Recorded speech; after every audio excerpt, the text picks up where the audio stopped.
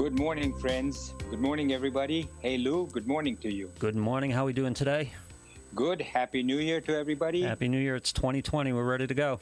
Yes, it's January 2nd, and this is session number 27. We are still talking about the chapter 2 in the Bhagavad Gita, and today we're going to be talking about verses 54 through 59. Some experts in the Gita have actually said of the few verses that are very important, of the few chapters that are very important, chapter 2 is among the most important. And that is because it essentially lays a foundation for what you and I and everybody else basically struggles with in our life. We all talk about self-realized people. That's what we have been talking about so far in the previous sessions. And we know of self-realized people as Gautam Buddha or Jesus Christ and other self-realized people like this. And although I know of people who are in the Himalayas and read about them and heard about them, I don't know anybody personally. Many people who hear about the Gita and Vedanta don't know about what self-realized people are. In verse 54, Arjuna asks Krishna, after he has talked so much about the Gita, asks Krishna, well, what does a self-realized person look like? And in Sanskrit, self-realized person is known as a sthita prajna. Sthita prajna means one of steady wisdom. And why is a self-realized person one of steady wisdom? Because all of us can be wise at some time or the other. Right. But given enough stress, that wisdom drops off. I mean, right now, I could be very wise when I lose my Mont Blanc pen or a watch or even a car. But when the losses or the stressors get to be greater, like my family or something else, then my wisdom disappears and I start to get frustrated, angry, upset, anxious, depressed, etc. Right. So in this case, a steady wisdom, sthita prajna, a self-realized person, is wise throughout. He does not lose his wisdom no matter what. And so Arjuna asks in verse 54, what is the description of a sthita prajna merged in the superconscious state? So the superconscious state is what we're talking about in terms of self-realization. What does he look like? How does such a person sit? How does he walk? And how does he speak? Now, obviously, he doesn't mean how does he sit, meaning how does he sit in a chair? Right. You know, don't forget, at that time, the Gita, the verses were not written down. There was no typewriters, no computers, no printing presses. These verses were sung, and then they were transmitted like that to over many, many, many generations, because the Gita is said to be at least 5,000 years old. So they were transmitted, and so they had to make the verses concise. Each one of the verses, if you look in the Gita, they're pretty concise. So when Arjuna says, how does such a person sit? How does he walk? How does he speak? Those are all symbolic terms. So how does he sit? Meaning, how is his inner personality when he's just sitting by himself? Right. What is his inner personality like? How does he walk? Meaning, how does he contact the external world? When he's up and about, when he's moving around with people, how does he contact the external world? Not does he walk with a limp or does he walk with, long steps or short steps? And how does he speak? Means, how does he act? Because the voice box, if you remember going back to one of our earliest sessions, we talked about the Gita talking about 5 organs of sense and 5 organs of action. The 5 organs of action are the hands, the arms, the legs, the voice box, which is what the speaking is from, the organs of excretion, and the organs of reproduction. Right. So the voice box is the representative of the organs of action. So how does he speak? Meaning, how do his organs of action contact the external world? So that's basically what it means. So the first question, What's his description, what's his nature, is answered in verse 55. In verse 56, we talk about how does he sit, meaning what is his inner personality like. In verse 57, how does he contact the external world? How does he walk? And in verse 58, it talks about how does he speak, meaning how does he act and how does he express himself. Mm-hmm. So with that, let's move on to verse 55. So what is his nature? What's the description of such a person?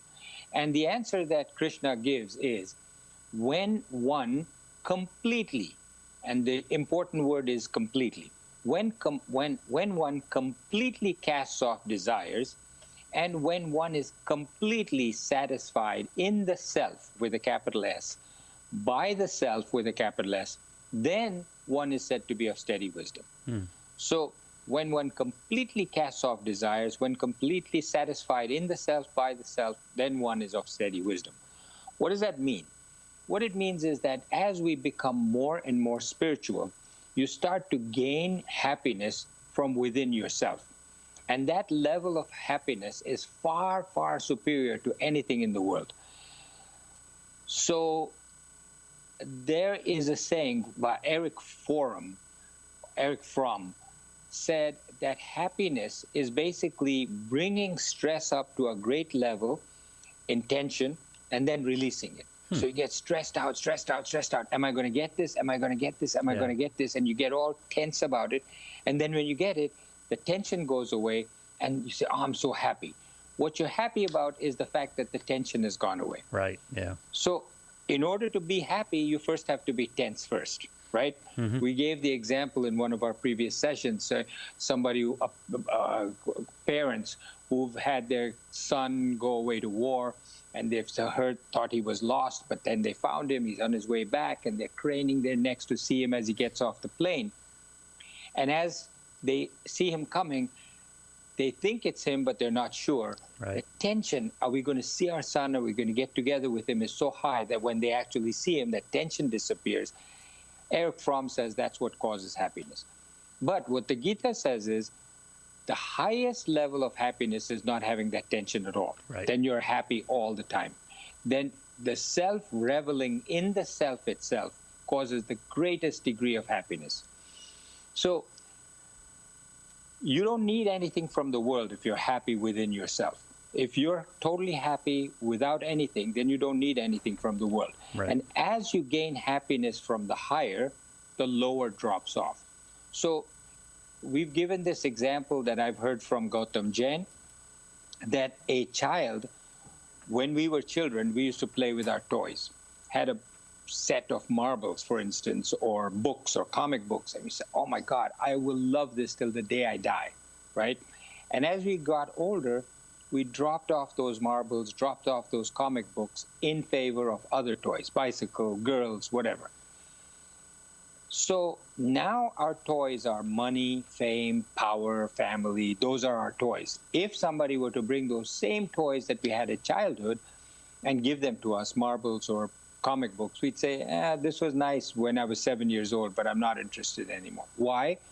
Because as we got to higher and higher levels of toys, the lower one drops off. Right. The proof is that you cannot drop off. So somebody says, give up these marbles. They're of no use to you. You can't.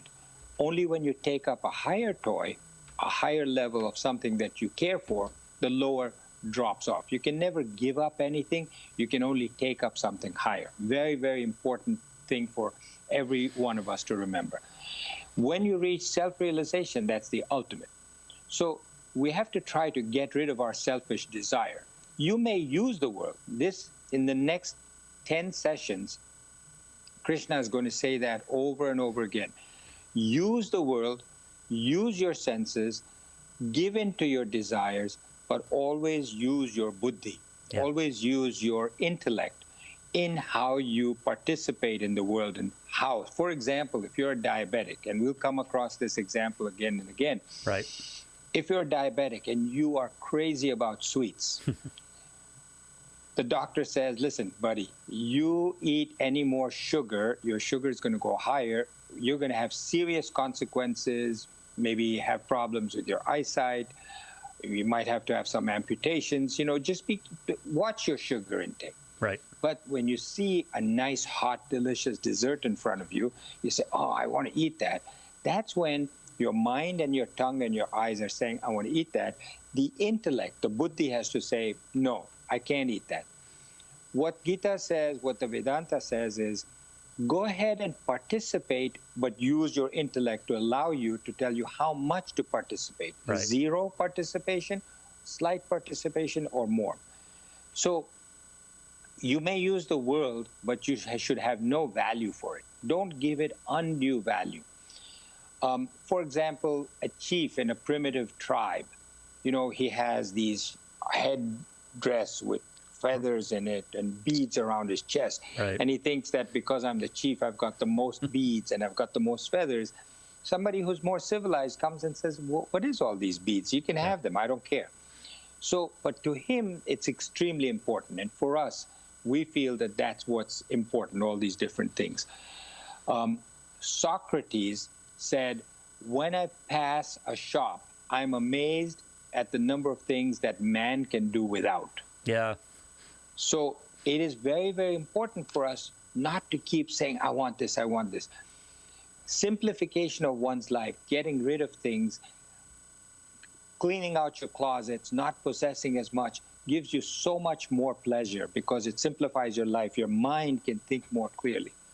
Sure, what the Gita and Vedanta says is that the best way to do this is as you listen, as I'm talking now, as I've heard from others, Shravana means to hear these truths. The first thing to do is to listen. Listen to these truths, and that's like looking into a mirror. And the Gita shows us as we truly are, like looking into a mirror. Then you start having questions. As you're listening to what I'm saying, what the Gita says, you start listening to these thoughts, and then you say, wow, you have questions, you have doubts, you clarify them. Next stage is manana, which is your mind and your intellect starts to reflect on these things that you've heard. You start to have contemplation, you start to think about it, you answer your own questions, you contemplate. That's the next stage. The third stage is nididhyasana. Nididhyasana means I know what it is, you keep thinking of it once you reach there, because it's always easy to reach, but you keep slipping. Right. It's important to reach there and then to stay there, and longer and longer. For our whole life, we've been thinking that what I am is this small little body, the small little mind, and the small little intellect. Really, instead of thinking, I am Brahman. If you think of yourself as the majestic Brahman, then this body, this mind, this intellect is nothing compared to it. So that was verse number 55. Then in verse number 56, Krishna answers the question, Arjuna's question of how does he sit? What is his inner personality like?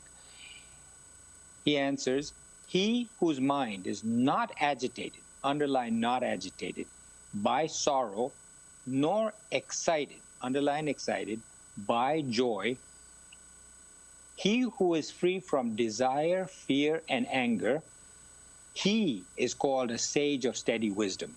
So a person whose mind is not agitated by sorrow, nor excited by joy. Mm-hmm. So he's not saying that a person who is self-realized, sitting by himself, his inner personality, right? That's what he's really answering. Right.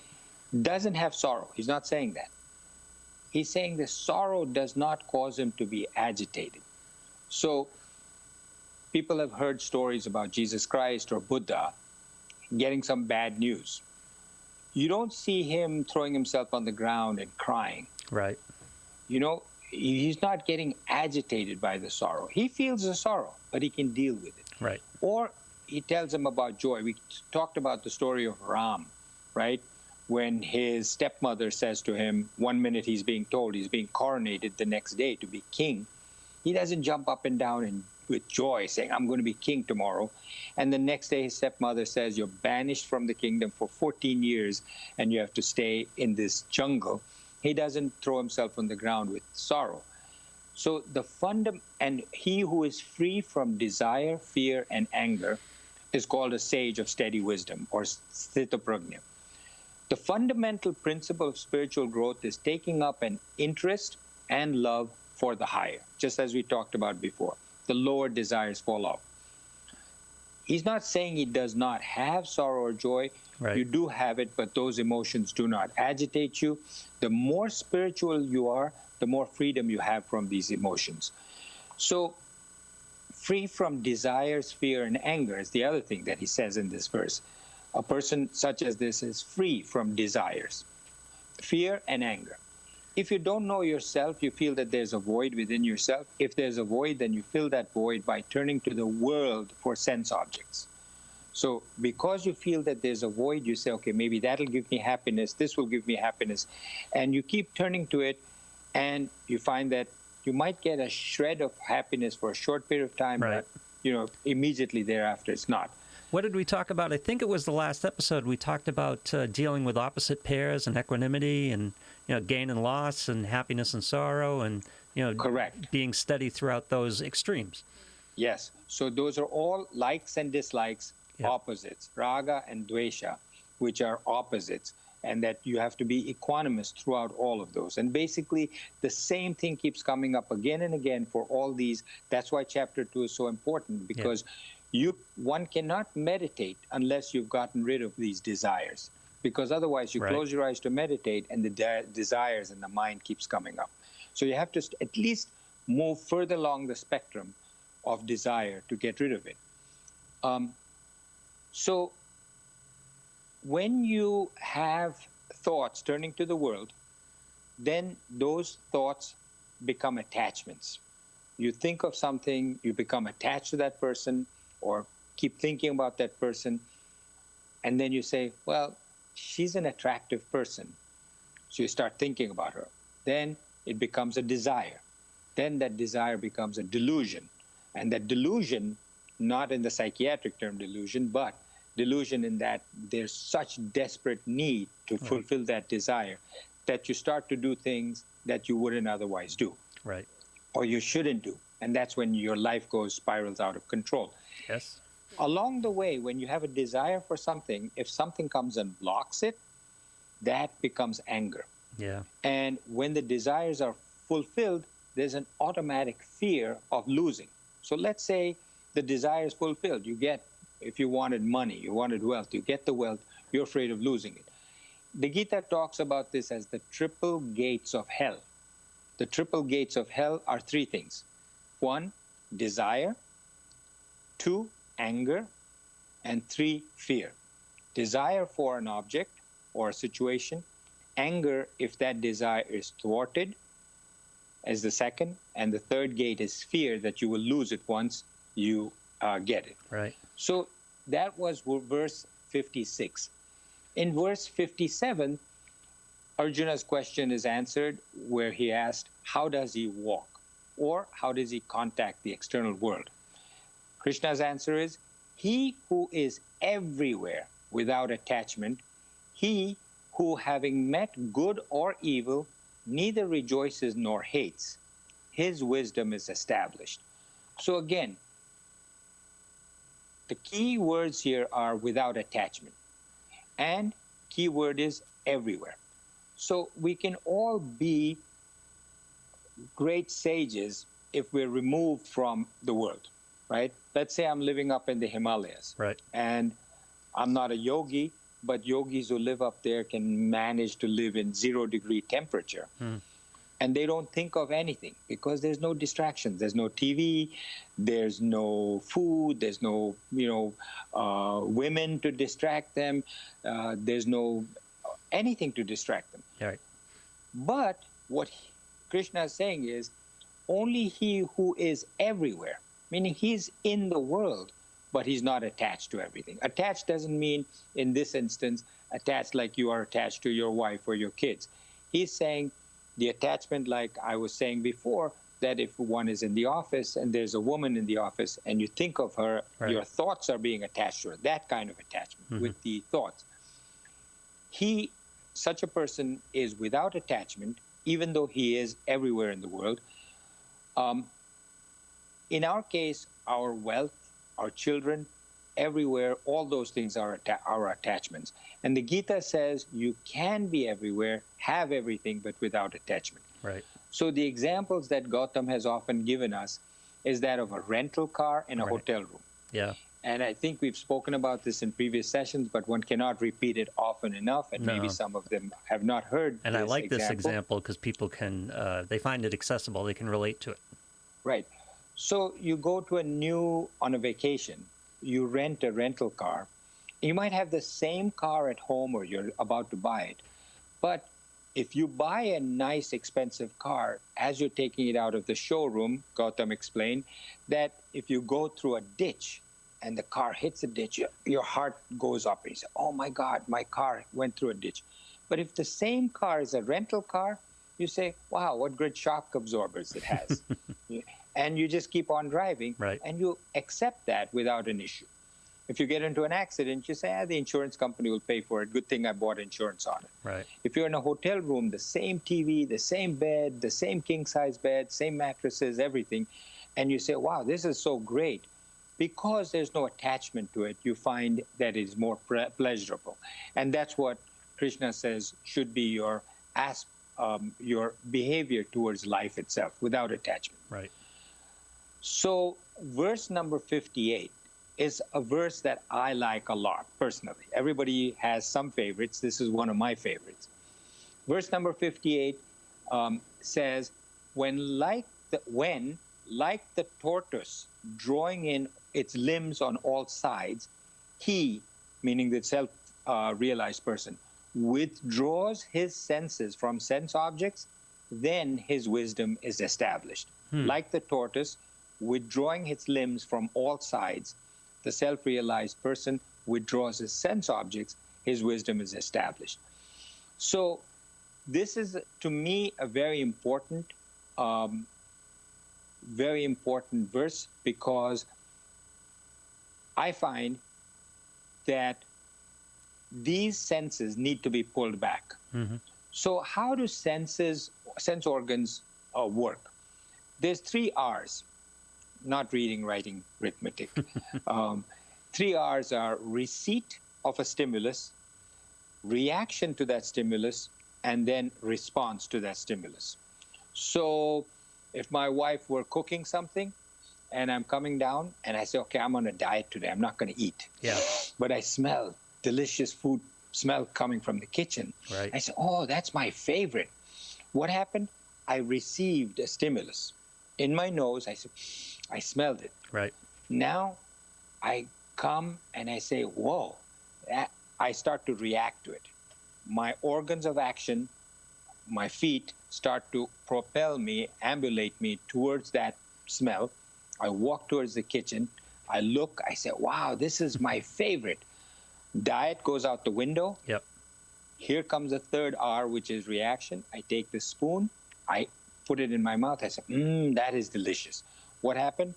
First, the receipt. Second was response. Second was reaction. And the third was response. Right. All 3 R's. These are the reactions of the senses. The sense organs smelled it, saw it, heard it, tasted it, whatever. And then the organs of action were put into action. So Vedanta teaches us reason, logic, firm understanding and knowledge that there's something beyond all of this worldly sensory attention to be able to give it up. These are the reins that Krishna has on the 5 horses, right? Correct. Yeah. The intellect has the 5 reins holding tightly against the intellect holding the senses in control. And that's basically what we're talking about right up until verse 60. So in verse 55, we said, what is his nature, right? Today, now we're talking about verse 58. Right. We said his nature is that he's satisfied in the self, by the self, that you have no use for the world. We said that there were 2 parts to this, which is gaining the knowledge, you get the bliss as you move higher. And once you have the knowledge of the bliss, the lower falls off. In verse 66, we talked about what is his inner personality. The state of fulfillment is such that there's no feeling of want, because therefore you're free from desire. Your fear, anger goes away. You're not agitated by sorrow or joy. Verse 57, the verse that we just did before this, how does he contact the external world? Such a person is dynamic. There's no attachment. You're not caught up in the world, yet you're participating in it. Right now, as it stands, we're attached to my spouse, my kids, money, and it leads to greater agitation.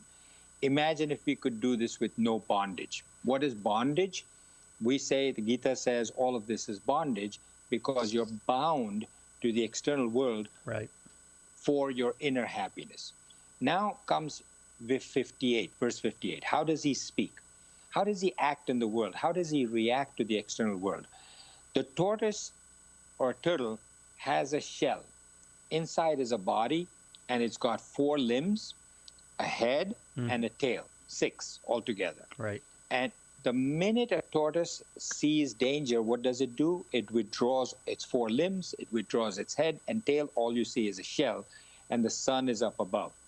And the Gita says that the slightest sense of danger, what we do is we should be pulling all our 5 senses and our mind. Those are the 5 sense organs and our mind, because our mind keeps propelling. Just pulling the senses in, if I say I'm not going to smell this delicious aroma that's pulling me towards the kitchen, is not enough. My mind has to stop thinking about that. Otherwise, I can go further away from the kitchen, but my mind keeps saying, oh, I know what my wife is cooking, and it wants to keep going over there. So the mind has to be pulled back also.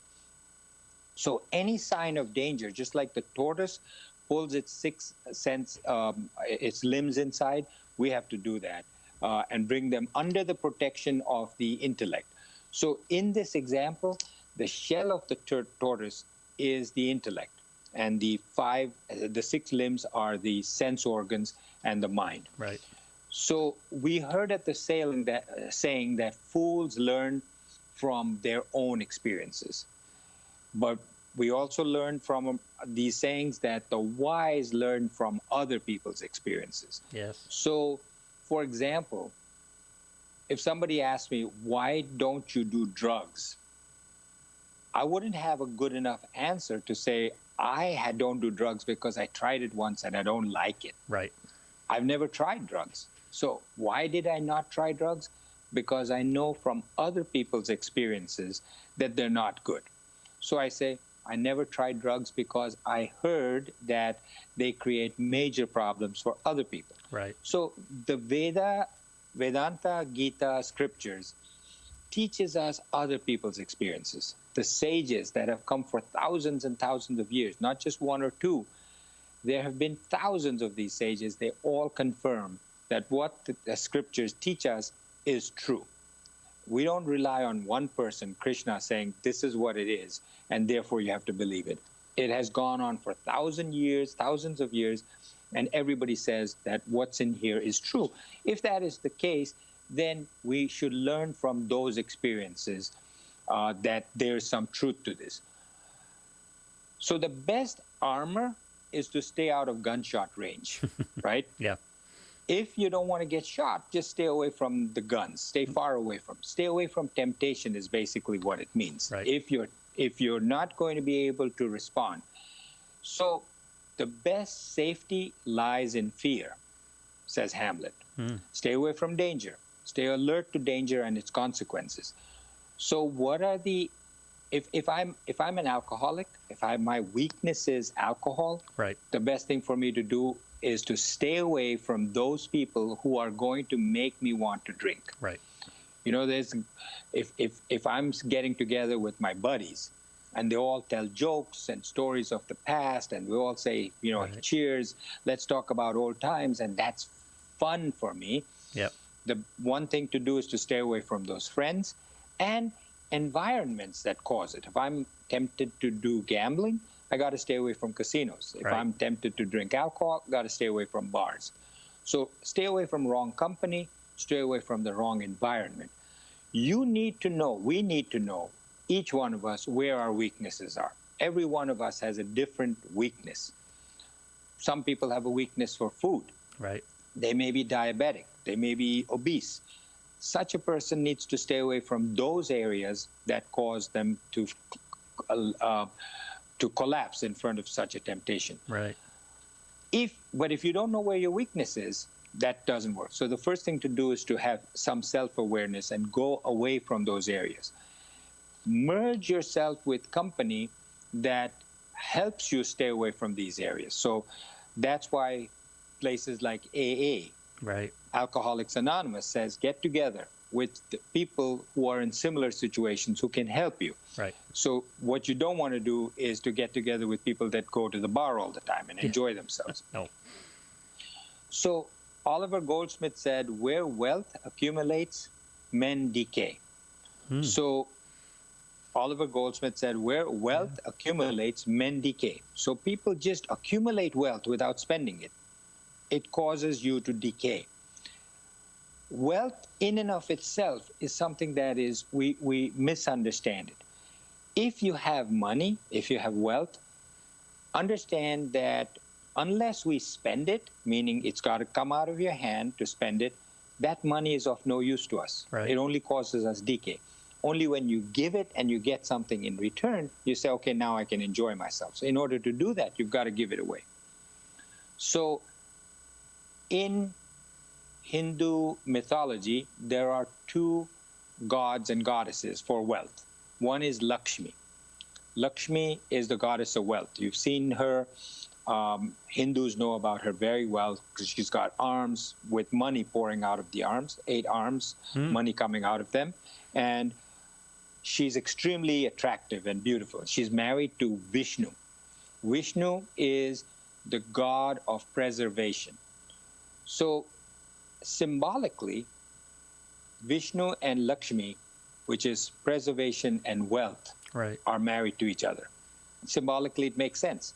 If you want to preserve something, you've got to have wealth, and you've got to spend that wealth in order to preserve it. right. If I don't spend my wealth to maintain my lawn or my landscaping, it's not going to get maintained. So I can't preserve it. In order to preserve it, I've got to have wealth. If I don't have wealth, I can't even preserve what I want to preserve. On the other hand, the other symbolic god of wealth in Hindu mythology is Kubera. Kubera is a deformed god, very ugly looking, but extremely, extremely wealthy. So what that symbolizes is that you could be a god with a lot of wealth, but you could be extremely ugly in your handling of that wealth. Some people handle wealth in a very ugly manner, as opposed to using it for preservation. So it depends on how you use your wealth. You can be beautiful or despicable. So Ramatirtha, another great sage, self-realized person, said, iron and gold are good only for buying iron and gold. Interesting. Otherwise, they're of no use. You can't eat them. You can't live off them. You can't. They're only good for buying other things. Right. When Ramatirtha was in the United States, when he came here, before he was 30 years old, somebody made a comment to him about in India living in cages, and he said, "We live in iron cages. You in the West live in gold cages, but we all live in cages." Yeah. And that is true. The cages that we live in are self-imposed right now with our desires.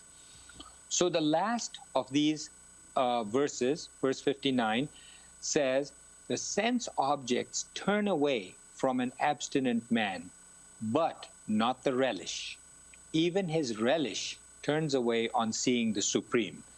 What that means is that where there is a wish, sense objects come to you. When there's no wish, even sense objects don't come to you. So the example that Gautam gave is, if you are an alcoholic and you crave for Chivas Regal, you're going to find that there's a bottle of Chivas Regal that comes to you. Now, it doesn't come out of the blue. It doesn't fall out of the ceiling. But because you have a wish, there's a demand, therefore there's a supply. Right. Chivas Regal supplies it, says, okay, in this particular area, there's a demand for Chivas Regal, stocks the shelves, and it's coming to you. Right. Wherever there's a demand, there's going to be supply. Wherever there's a demand for any kind of a sense object, that sense object appears. That's the key. And that when you have no desire, the sense objects turn away because there's no demand, there's no supply. But it says the sense objects go away because there's no desire, but the relish for them still remains. Right. So, and the Gita says in this verse, verse 59, that when you have a desire for the supreme, for self-realization, for getting together with oneself, then even the relish goes away. Because as you crave only to get to know yourself, to know God, your own consciousness, then even the relish for those objects goes away. So friends, that was a long one, but an important one. And I hope you can stay around for the next session, because that is really very important. And I hope to see you there. Any questions, please do write them to me on this Facebook page. And those of you who are listening to this on an iPod, right, or podcast, yep, please, if you could go to Facebook, you can ask me questions. I'd be happy to answer. If you have any comments, please do comment on it. Right, Luke? That's right. Gita, the Memoirs of a Psychiatrist on Facebook. Everywhere you get your podcasts, Apple Podcasts, Spotify, Google Podcasts. Go leave us a note and go seek us out.